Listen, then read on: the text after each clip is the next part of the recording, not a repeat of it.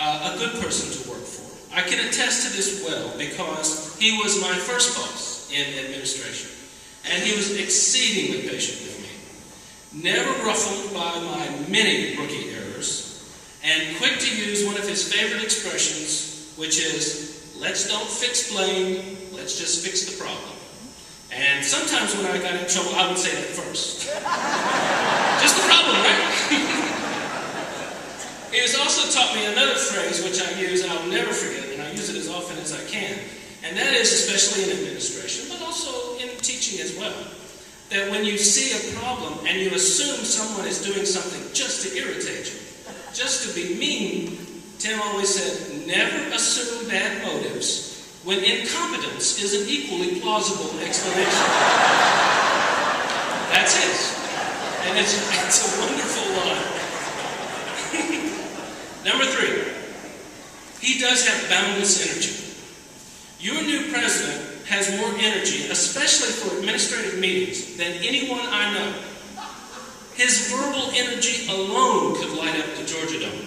I have been in meetings, many meetings, with many people, young people, people in good physical condition, who would simply pass out after a few hours of what appears to mere mortals as administrative tedium.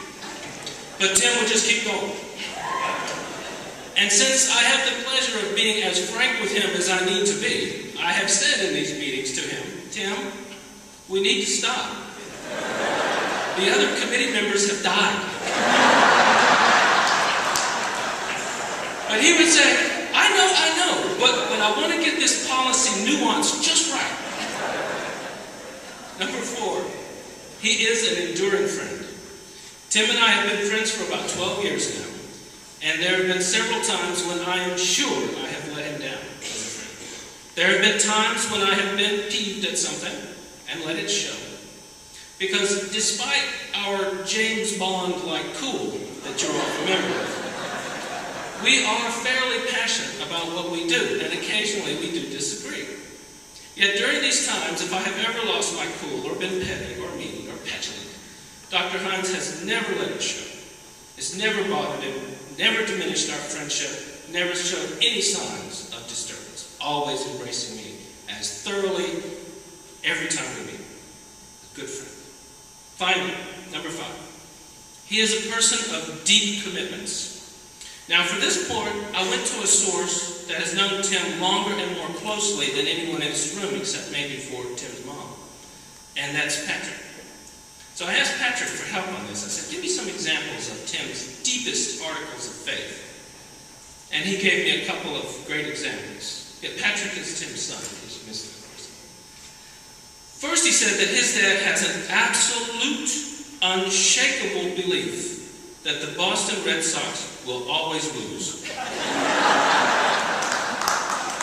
fact, he put it this way, and I'm quoting because I don't want to mess up the quotation. It was great. He said, the Red Sox could be up 7 in the bottom of the 9th with God on the mound to close out the game. And he would still be convinced that a meteor hitting the stadium was as likely as a Red Sox win. But as absolute as is his faith in a Red Sox loss, said Patrick, and I believe this, is his absolute faith in a higher education win. I quote Patrick again.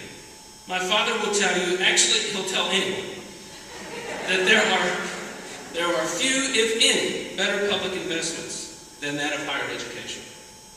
And this last I know to be true too. Tim's faith in the value of higher education is implacable, it is unshakable. So 5 points I can attest to.